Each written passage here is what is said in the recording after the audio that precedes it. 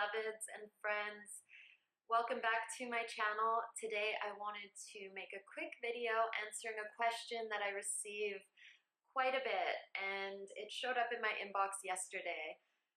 This is a question on feeling unworthy in relationships, and I think it's safe to say that pretty much everyone I've met anywhere in the world has dealt with the feeling that they aren't enough. It's honestly a silent epidemic in our society, in our world, in humanity right now.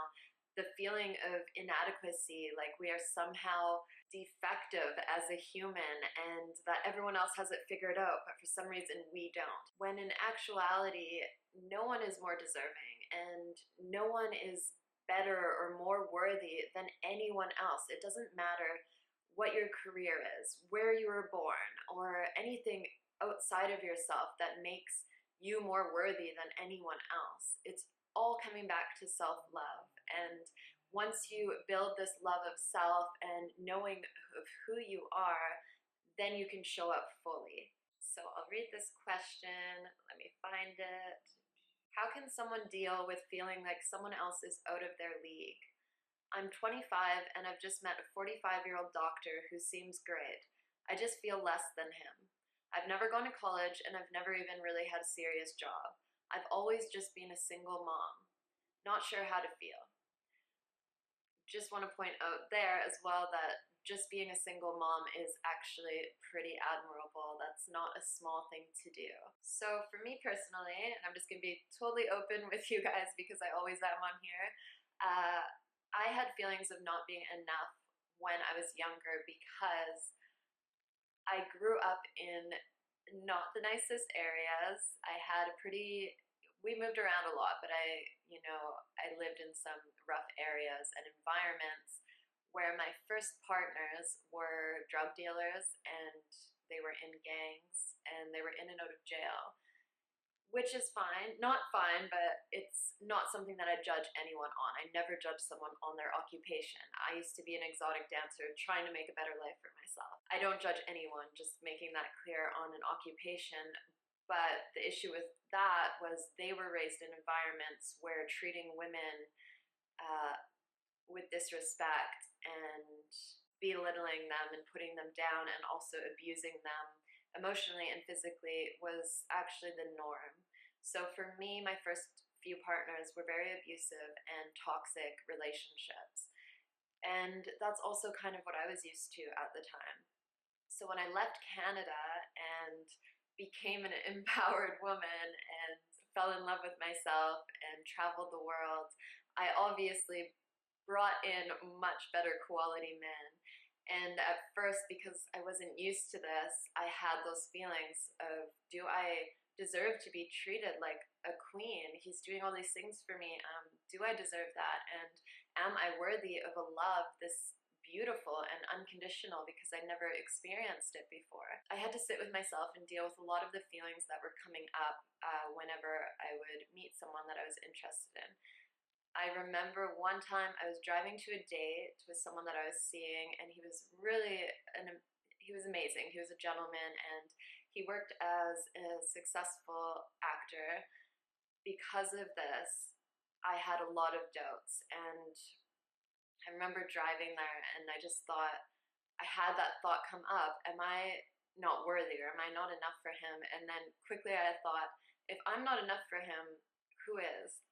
And the thought just seems so silly to me because I've done a lot of work on myself, as we all have, and at that point and at this point now, I know who I am and I know what I have to offer, especially in a relationship. I know that I put my whole heart into relationships. I know that any relationship in my life is very sacred and very important to me, and I'm honest and I'm loyal. I'm not gonna just keep going on about myself, but I know all these things and I know that I have a lot to offer. So the thought just seems silly to me. And then whenever I have that thought come up, I just quickly think, I'm being the best person that I can be every day. And I'm very confident in that. So if I wasn't, then I would feel unworthy. But because I know I'm showing up and I know what I have to offer, then I can kind of just because of the society that we live in today, we're always going to have those thoughts that we aren't enough, because we literally have all these messages through the media telling us all day. And we have these magazines we're walking by and we see on TV these perfect bodies, and we're constantly being told we need to buy this, we need to do that. So we're always feeling we aren't enough. So these might always come up. It always does for me too, but now I just quickly I recognize it and I laugh at it, because I know it's just a silly thing, part of my ego, that isn't the truth. What do you bring to the table?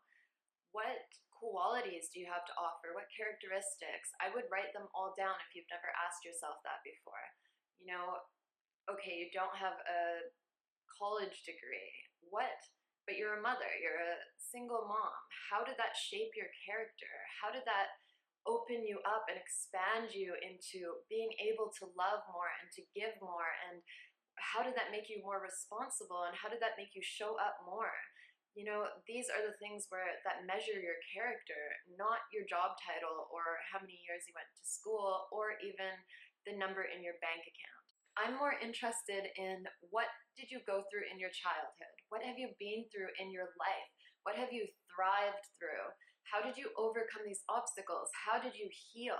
How do you treat the people in your life? And not just your friends and family, but the homeless person on the street or the waitress at the restaurant. Why are you a doctor? Is it because your parents wanted you to be, or because you want to have a nice car, or is it because you genuinely want to help heal people? Why are you an actor? Is it because you want to be famous and you want attention and validation? Or is it because you respect and love the art and you love expressing yourself this way? Who are you really when all of this outside is taken away? Know what you bring to the table.